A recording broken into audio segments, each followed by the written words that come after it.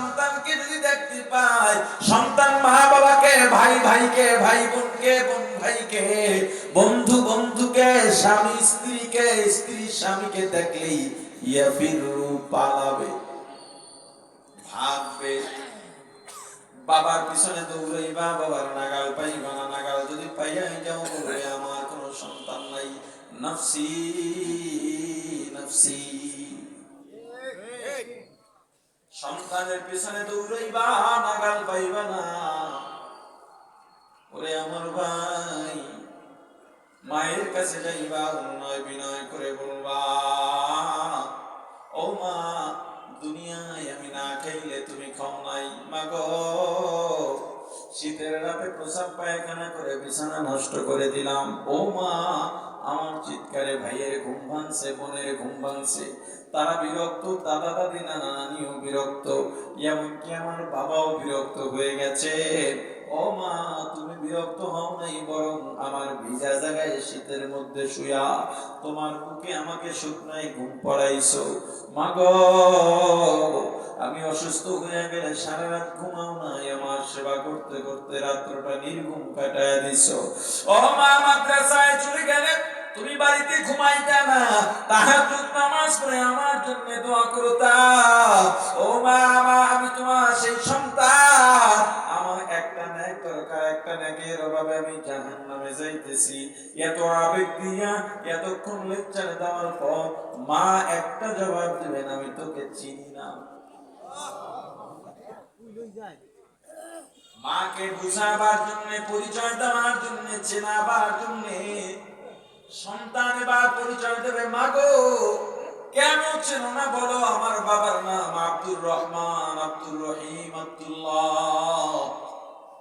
আমার বাবা বাড়িতে রাত্র 2টা 3টায় যদি কোনোদিন ফিরিত, তুমি ঘুমাইতা না, খানা নিয়ে অপেক্ষা করতাম বাবার জন্য, খানা খাই, বাবার সাথে খানা খাইবা। ও মা, আমার বাবার জন্য, বাবার ভালোবাসায় তোমার মা বাবা আমার নানা নানির সঙ্গে ঝগড়া লাগাইছো, মামাদেরকেও ঝগড়া লাগাইছো, মামাদের সঙ্গে কথা বলো নাই, কারণ আমার বাবার সাথে তারা দুর্ব্যবহার করেছিল।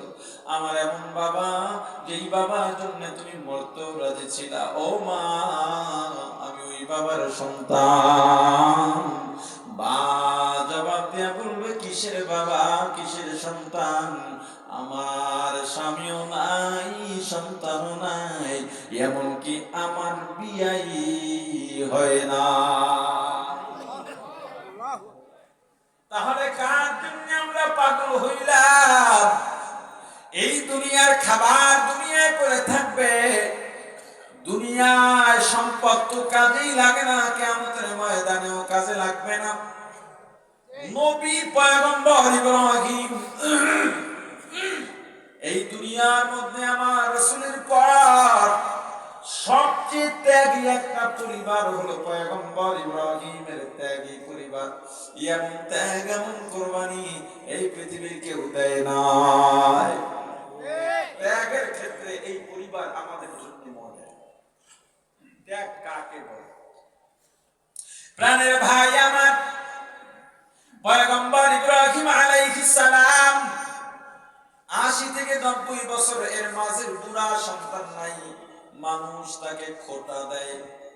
আল্লাহর দরবারে দোয়া করলেন, রব্বি হাবলি মিনাস সলিহিন, আল্লাহ আমাকে নেক সন্তান দেন। এমন ভাবে দোয়া করেছেন, আল্লাহ সুসংবাদ জানায় দিলেন, বিগলামিন হালিম, ধৈর্যশীল সন্তানের। আল্লাহ সন্তান দিছে। গোলাম কারে কয়, এটা একটু কয়ে দি ফাঁকে। এই আমাদের যত পরিচয় আছে, যত পরিচয়, এই পরিচয়ের কোনো দাম নাই, সবাই একটা পরিচয়, আমরা গোলাম। আমরা কি? জোরে জোরে জোরে। দুনিয়ায় যে যত বড় গোলাম হতে পারবো, পরকালের তত বড় বাদশাহ।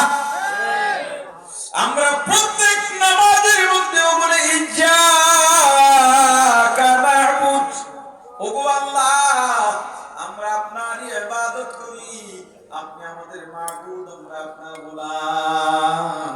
কিন্তু দুঃখজনক বিষয়, নামাজ থেকে বের হইয়া আল্লাহর নাফরমানিতে লিপ্ত হয়ে যায়। কি দেখেন? সন্তান হইল, মায়া। বুড়া বয়সে সন্তান পাইছে, মায়াটা কেমন হবে? আল্লাহ বলেন, ও ইব্রাহিম, সন্তান দিছে কে? আল্লাহ আপনি দিছে। মায়া মানে আমার থেকে আল্লাহ জৈবিক চাহিদা, সন্তানের প্রতি মায়া তো থাকবেই, কিন্তু সেটা আপনার মায়ের কাছে কিছুই না। আপনাকে বাদ দিয়ে আমি কাউকে মায়া করতে পারবো না। আল্লাহ তার প্রমাণ দাও। কিভাবে দেব? ছেলে আর ছেলের মাকে মরুভূমিতে রেখে আসো। প্রশ্ন করেন নাই কেন? কেন রাখবো? এই কেন প্রশ্ন করেন নাই, এর নাম গোলামি। কোনো কেন প্রশ্ন থাকবে না, মালিক বলবে, পছন্দ হোক তাই না হোক করবা, এর নাম গোলামি। কেন প্রশ্ন নাই? দেখছেন যারা হজে গিয়েছেন, বাইতুল্লাহর সামনে যে মাকাম ইব্রাহিম, ঠিক এই জায়গাটা দাঁড় করা হয়, অল্প কিছু পানি, এটা রেখে চলে আসছেন, কলিজাটা ফেটে যাচ্ছে। শিশু, মহিলা, দুজনই দুর্বল। আল্লাহ কেন রাখতে বললেন জানি না। এই হুকুমের বাইরে যাওয়া যাবে না।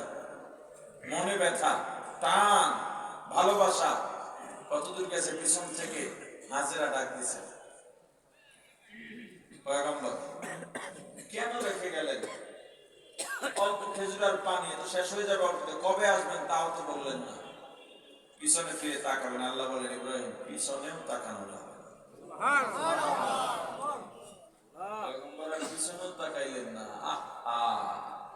আউলিয়ারা কারে কুবা ইখতিয়ার, জাহেলারা কারে দুনিয়া ইখতিয়ার, আশিকারা মিল্লাত মাযহাব জুদাস্ত, আশিকারা মিল্লাত মাযহাব খুদাস্ত। ও আমার ভাই, পয়গম্বর আর পিছনে ফিরে তাকাইলেন না। হাজরা বলেন, ও পয়গম্বর, এই হুকুম যদি আল্লাহর পক্ষ থেকে হয়, আমি হাজেরারও কোনো আপত্তি না।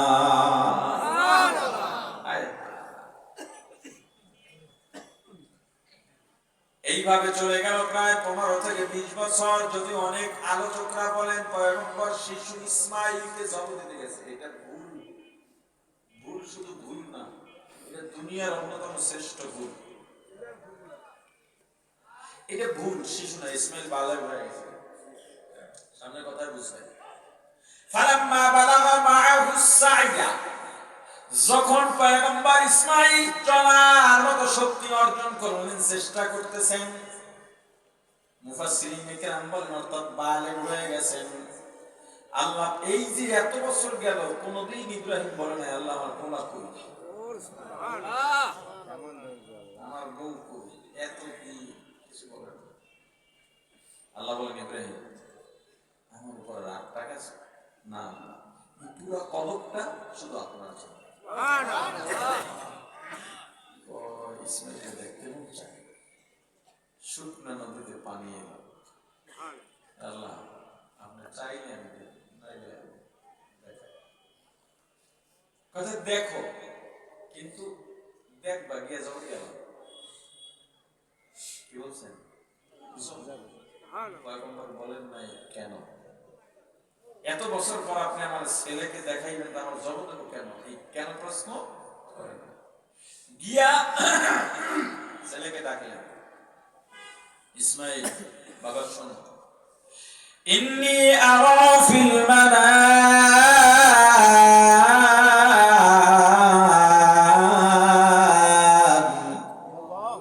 আন্নী আযবাহুক, এ বাবা আমি স্বপ্নে দেখছি তোমারে জব করতেছি। ছোট পোলা হইলে গেলা কওয়া যায় তুমি জব করতে দেখছি, কথা বলেন না কেন? এটা সম্ভব না। বিশাল ডিসিশন, সিদ্ধান্ত, এরা বাচ্চার সাথে কিভাবে করবে? বালেগ হয়ে গেছে ইসমাইল, পূর্ণ ধৈর্য, সক্ষম শক্তি পূর্ণ হয়ে গিয়েছে। ফানজুর মাযা তারা, আমি দেখলাম এবার তোমাদের মতামত। পোলায় কি কয়, বাবা ইফা মা তোমার যে বিষয় আপনাকে আদেশ করা হয়েছে, আপনি আদিষ্টিত হয়েছেন, আপনি করেন, আমাকে জবাব দিয়ে দেন।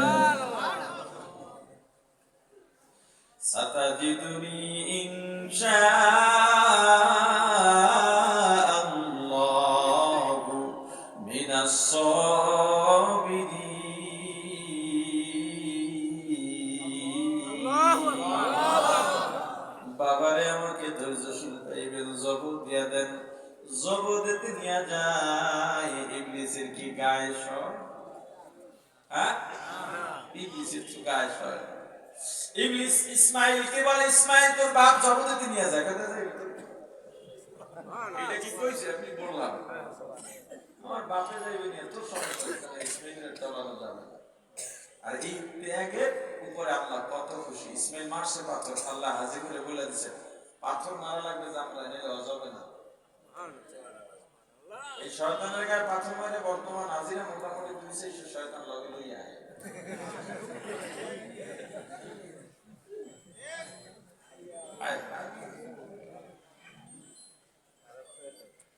প্রাণের ভাই আমার কথা হাজারের কাছে যাই, মহিলা মানুষ পড়ান যায় কিনা হাজারের কইতেছে কইতেছে কতবার জবাব দিতে গেছে। তার বাপ কোনদিন সন্তানকে জবাব দিতে পারে না, তুই দূর পা। কারণ আল্লাহর হুকুম সেটা তাহলে আমার নাম হতে নেই। পুরা পরিবারের ত্যাগ আর প্রমাণ। মিনা প্রান্তরে চলে গেলেন। আপনারা হজে গিয়েছেন বা সামনে যাবেন, ওখানে দেখবেন একটা পিলার গাঁথা আছে, এখানেই শোয়াই ছিলেন। ইসমাইলকে যখন শোয়া দিয়েছেন, বাবার চোখে চোখ পড়ে গেছে। ইসমাইল ডাক দিয়ে বলেন, বাবা আমি আপনার সন্তান, আপনি আমার বাবা। ছোটবেলায় আমাকে রেখে গিয়েছেন, আমার মায়ের মুখে শুধু আপনার প্রশংসাই শুনেছি। এই পর্দানের মা সন্তানের সঙ্গে কখনো সন্তানের বাবার বদনাম বলবেন না, খবরদার। এটা ঘরে ঘরে হয়, বাবার নামে সন্তানের কাছে সন্তানের মায়ের বদনাম বলে। তোর দাদি এগিয়ে দেওয়ার সময় লাগে, আর তোর বাহে গেল লাগে যোগ দিয়েছে, তোর বাহে আমার যেই জ্বালা লাগতেছে কথা কয়। একজন নারীর জন্য জাহান্নামে যাওয়া একটু কথাই তো যথেষ্ট লাগে।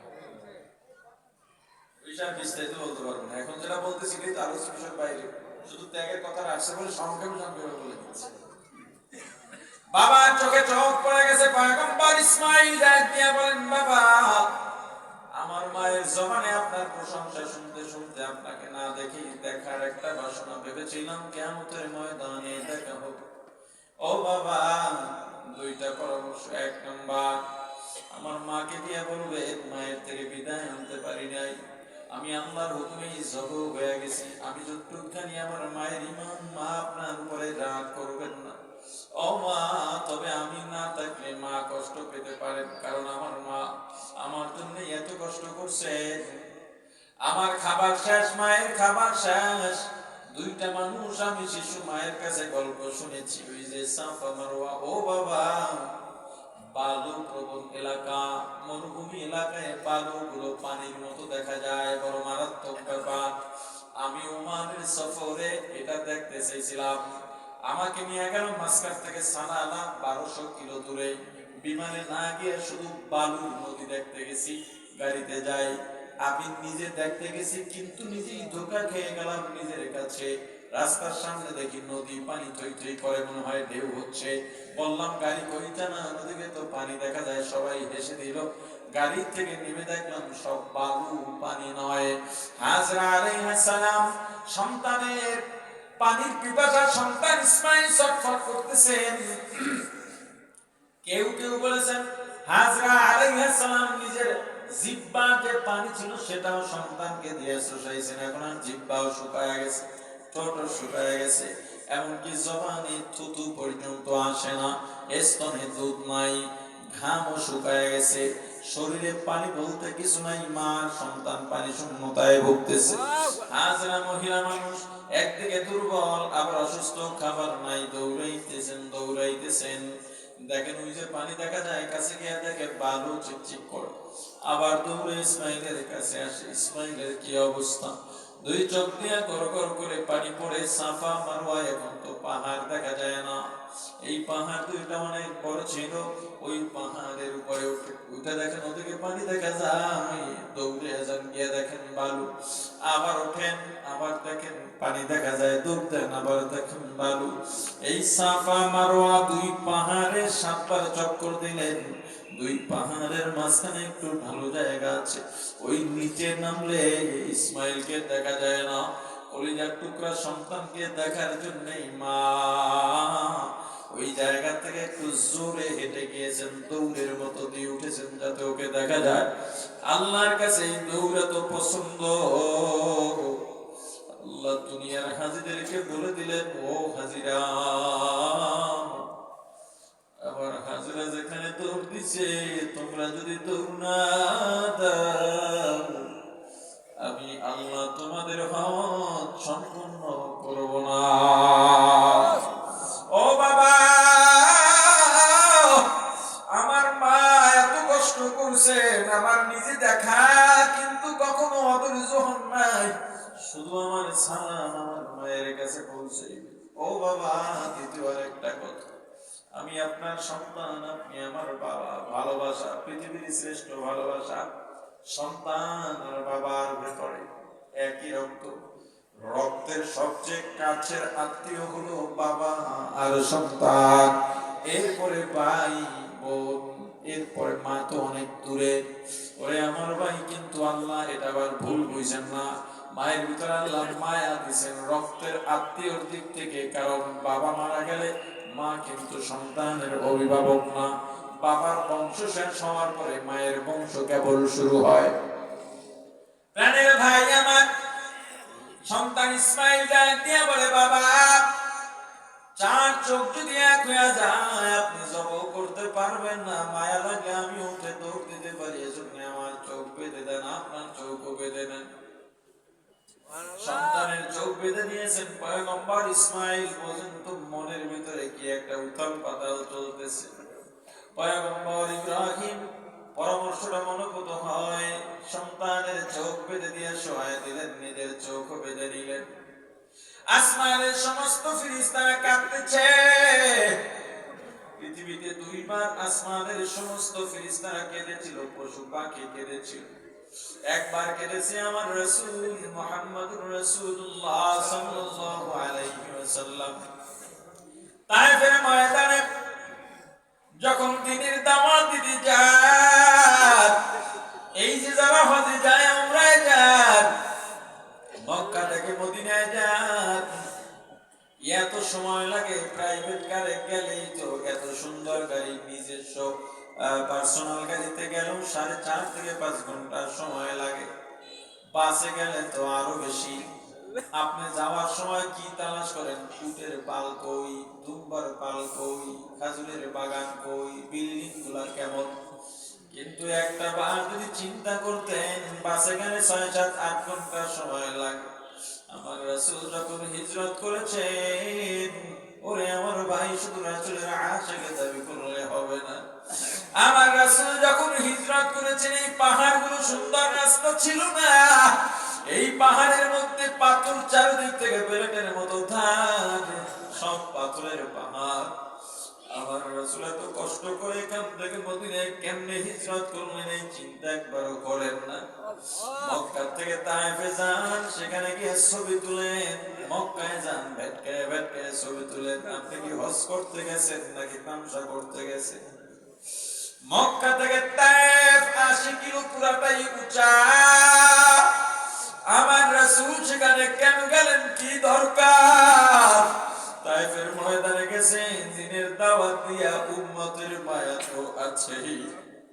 তায়েফের ময়দানে যাওয়ার পর তায়েফের পাথর কাফেররা চতুর্দিক থেকে আমার রাসূলকে এমন ভাবে পাথর নিক্ষেপ শুরু করলো।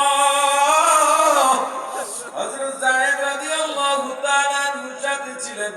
যখন ডান দিক থেকে পাথর যায়, ডানে যান, বামে যান, সামনে যান, ফিরাইতে পারেন না। যখন রাসূলের সামনে যান, তখন পিছন থেকে রাসূলের গায়ে বৃষ্টির মতো পাথর পড়ে। যখন ডানে যান, বাম দিক দিয়ে বৃষ্টির মতো পাথর পড়ে। আরে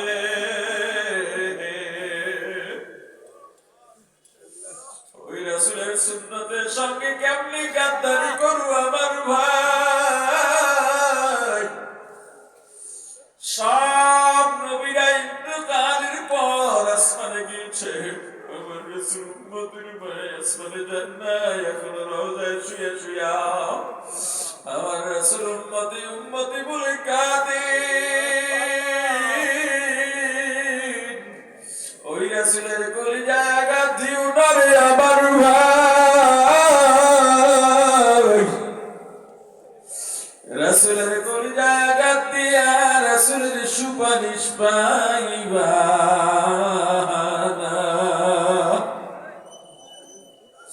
ওই তায়েফের ময়দানে যেখানে রাসূল আঘাত খাইতে খাইতে রক্ত পড়তে পড়তে পড়তে পড়তে স্রোতের মতো রক্ত পা দিয়া বইয়া গেছে, একটা সময় রক্ত গিয়া জুতা আর পা মোবারকের সঙ্গে রক্ত জমা হয়ে জুতা আটকে গেছে। আমার রাসূল মাটির মধ্যে লুটে পড়েছেন, ওই জায়গাটা বাউন্ডারি দিয়ে রাখা আছে। তুমি গিয়ে ছবি তোলো, ফিল করো না আমার রাসূল এখানে কেমনে পড়ছিলেন, কি অবস্থা হয়েছিল। তায়েফের প্রান্তরে নবীজি যেদিন দিনের দাওয়াত দিতে যান, সেদিন নবীজি আমার কত আঘাত সহিলেন। এদিন নবীজি সেদিন কত আঘাত সহিলেন, হয়ে অসহায়। তায়েফের প্রান্তরে নবীজি যেদিন দিনের দাওয়াত দিতে যান, যায়েদকে সাথে নিলেন, 3টি দিন দাওয়াত দিলেন। একটা কাফির দিন করল না কবুল, যায়েদকে সাথে নিলেন, 3টি দিন দাওয়াত দিলেন।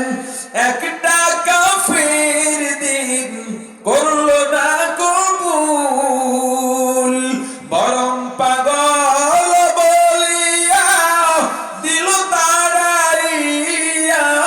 চিনল না ওই দুর্ভাগার দল আল্লাহরই রাসূল, চিনল না ওই দুর্ভাগার দল আল্লাহরই রাসূল। সেদিন নিরাশ হয়ে নবীজি আসতেছিলেন ফিরিয়া, হয়ে অসহায়। তায়েফের প্রান্তরে নবীজি যেদিন দিনের দাওয়াত দিতে যান, আমার রাসূল পড়ে যান। একটু ওঠার চেষ্টা করেন, একটু উঠেন, অর্ধেক ওঠেন, আবার কাফেররা ধাক্কা দিয়া নবীজিকে উপর করে ফলায় দেন। আমার রাসূল সেখান থেকে কোনোভাবে উঠে খোঁড়াতে খোঁড়াতে গিয়ে একটা পাহাড়ের কোনায় বসে রাসূল শুধু কাঁদেন আর বলেন, আমার আল্লাহ আমাকে পাগল বলছে, আপনি সাক্ষী আমি পাগল না। এমন কান্দাই কাঁদছেন, ওই সময় আসমানের সমস্ত ফেরেশতারা কেঁদেছে। ও আল্লাহ, রাসূলকে আপনি হেফাজত করেন, রাসূলের কষ্ট আর রক্ত আর কান্না সহ্য করতে পারি না। আর একবার সমস্ত আসমানের ফেরেশতারা কেঁদেছে ইসমাঈলকে শোয়াইয়া। ইব্রাহিম ছুরি লইছে, ফেরেশতারা কান্দে, ও আল্লাহ, পাখি কান্দে, আসমান কান্দে, জমিন কান্দে, জান্নাত কান্দে, জাহান্নাম কান্দে। সারা পৃথিবীতে একটা কলঙ্কজনক অধ্যায় রচিত হয়ে যাবে বাবার হাতে ছেলে জন্ম।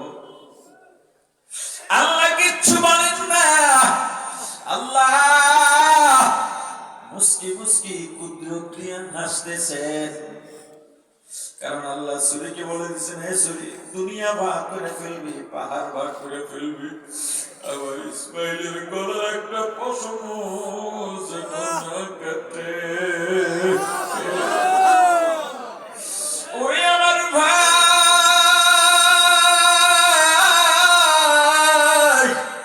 এত বড় একটা ত্যাগী পরিবার, এত বড় পয়গম্বর, যাকে আল্লাহ নিজে তার খলিল বলেছেন, ওই পয়গম্বর বাবার কোন উপকারে আসে না।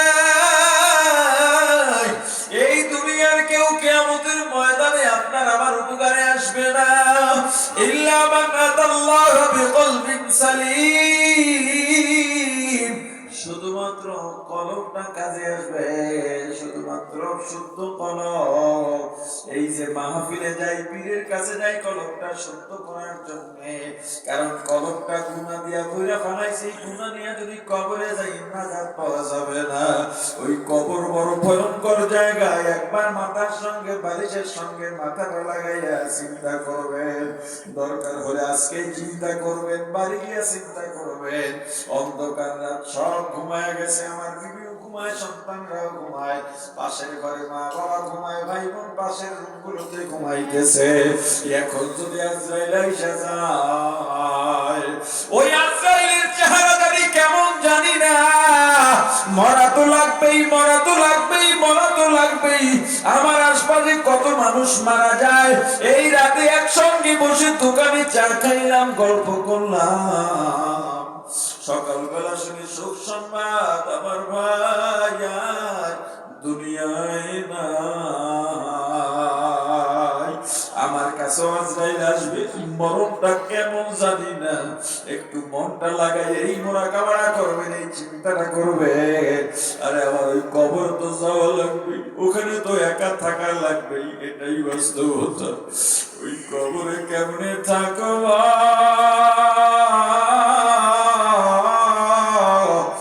আল্লাহ সারা উপায় হবে না। বালিশের সঙ্গে মাথা লাগায় চিন্তা করবেন, আজরাইল তো আসতেই পারে, হাত থাকবে শুনছি মাশরিকের মাগরিবে, পাঁচ মানে মাথা আসমানে, পাঁচ জমিনে বড় বড় দাঁত, হাতের নখ বড় বড়। আহারে আমার রূহ যখন থাবা দিবে, কেউ ধরেও রাখতে পারবে না। মনে করেন আমি মৃত্যু, আমার জান আজরাইল কবজ করে নিয়ে গেছে। গভীর রাত, আমার বিবির হাত আমার গায়ে পড়ছে। হাত পড়ার পরে দেখলো আমি নরিনা, গা ঠান্ডা। বিবি উঠে বাতি জ্বালাই আমার কাছে আসছে, নিশ্চিত হয়ে গেছে আমি আর দুনিয়ার মধ্যে নাই। বিবি একটা দৌড় দিয়া ঘর থেকে চিৎকার দিয়ে বের হবে। ছেলে মেয়েগুলো কান্নাকাটি করবে, মা বাবা কান্নাকাটি করবে। আর যেই মা বাবা আমার জন্য জীবনটা কোরবানি দিয়ে দিতে পারে, এক ওয়াক্ত খাবার সবার খানা শেষ, এখন আমরা তিনজন বাকি আছি। আমি আর মা বাবা না খাইয়া বলে তুই আগে খা। এমন মা বাবাও কান্নাকাটি করবে, কিন্তু একবার বলবে না সন্তানকে একটা সপ্তাহ রেখে দাও, দেখবো যেই বিবিকে নিয়ে সারাটা জীবনে একই বিছানায় কাটাইলাম, যেই বিবি ভালোবাসার গল্প শোনায় আর বলে আপনি না থাকলে ভালো লাগে না, আপনাকে না থাকলে ভালো লাগে না, আপনাকে রাইখা ভালো খাবারও খাইতে মন চায় না, ওই বিবিও কান্নাকাটি করবে ঠিক, কিন্তু একবার মনের ভুলেও বলবে না আমার স্বামীকে 5 দিন রেখে দাও। যেই সন্তানের জন্য মাথার গাম পায়ে ফলাইয়া গায়ের রক্ত পানি বানাইয়া কামাই করলাম, ওই সন্তানও কান্নাকাটি করবে, বিলাপ করে কাঁদবে। ওই মেয়েটা বলবে আপু গো তুমি কেন চলে গেলে, তোমাকে ছাড়া কেমনে থাকব রে। ওই সন্তানও কাঁদবে, কিন্তু একবারও বলবে না আমার বাবাকে 3 দিন রেখে দাও। বরং সবাই কান্নাকাটি করবে ঠিক, আর বিদায় দেওয়ার জন্য তারা ঘুরে করবে। একদল দৌড় দেবে বাঁশঝাড়ে বাঁশ কাটার জন্য, আর একদল দৌড় দেবে কবর খনন করার জন্য, আর একদল দৌড় দেবে কাপড় আনার জন্য, আর একদল মাইক মসজিদে যাবে গিয়া খাটি আনবে, আমাকে গরম পানি বসাবে, গরম পানি করে আমাকে গোসল করাইয়া 3খানা 5খানা সাদা পাতলা কাপড়ের প্যাকেট বানাইয়া। কার জন্য পাগল হইছ আমার ভাই? আসল বাড়ি কিন্তু দুনিয়ায় না, আসল বাড়ি কিন্তু পরকাল। পাগল মন আমার তুমি কারলা গিয়া করলা রে সুখের ঘর।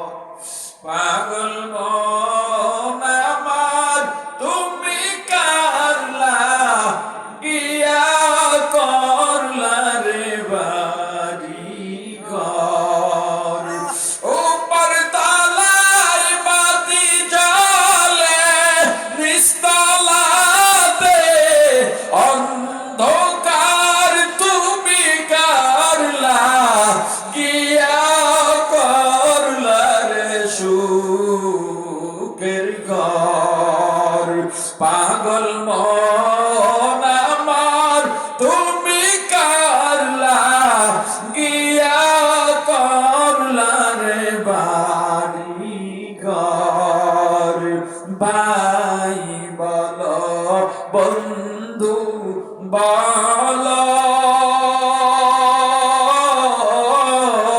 কেউ তো নয়া পন তোমার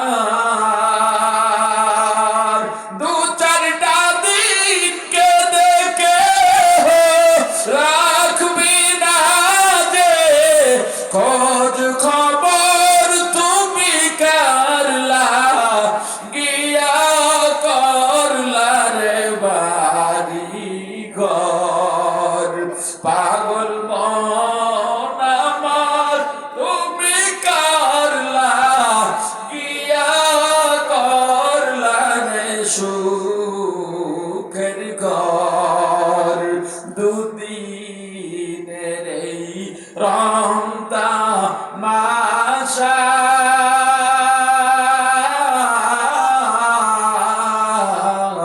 আর যত স্বপ্ন আশা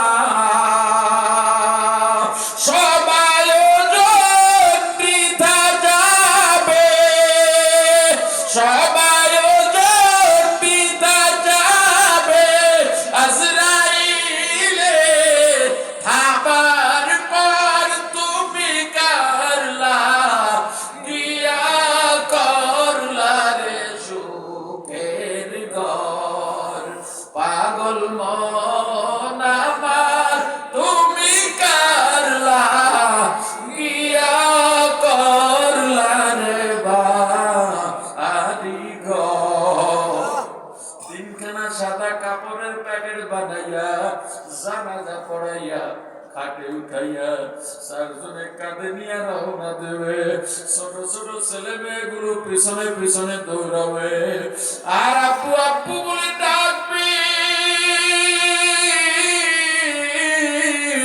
জবাব দিতে পারব না কয়েকদিন আগে টিভি দেখলাম এক মা মারা গেছে কবরের চারপাশে বাঁশের চেরার বেড়া দিয়ে আব্বা গাড়ি দিয়ে আটকে দিয়েছে ছোট্ট একটা মেয়ে ফুটফুট মেয়ে হাতের মধ্যে চিপসের প্যাকেট চিপস খায় আর ওই বেড়া দূরে খাড়াই রয়েছে ডানে বামে তাকায় হয়তো ওকে কবরের কাছে কেউ আসতে দেয় না কিছুক্ষণ যায় আর বড় মায়া লাগায় ডাক দেয় আম্মু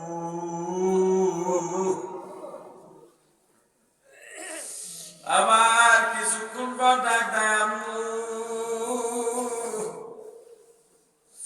কে জানে সে টানাটানি করে যাইতে চায় না ডাক নিয়ে বলে আম্মু দেখো আমার আসতে যাইতে তোমার কাছে থাকতে দিতে চায় না আম্মু তোমার গলা ধরে না ঘুমাইলে আমার ঘুম আসে না ও পর্দারের মাগো আর কবে মা তুমি দিনদার হইবা তোমার ঘরে কোরআনের তেলাওয়াত নাই আরে ঘরটারে কবর বানাইছো ঘরে নামাজ নাই তেলাওয়াত নাই টিভি দিয়া বইরা রাখছো